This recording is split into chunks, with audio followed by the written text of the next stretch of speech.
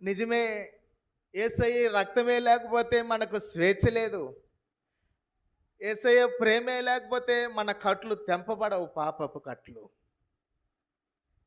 అడవి గాడిదకు స్వేచ్ఛనిచ్చిన వాడెవడు? అడవి గాడిద కట్లను తెంపిన వాడెవడు? దానికున్న స్వభావము 7వ వచనంలో రాస్తూ అంటాడు కదా, పట్టణపు కోలాహలమును అది తిరస్కరించును, తోలువాని కేకలు అది వినదు.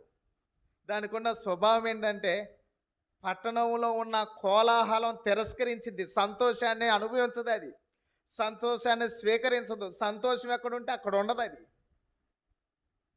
దాన్ని ఎవరైతే నడిపిస్తాడో, ఎవడైతే విడిపిస్తాడో, తోలు వాని కేకలు వినదు, వానికి లోబడదు. ఇది అడవి గాడిద స్వభావం. ప్రభువు స్తోత్రం.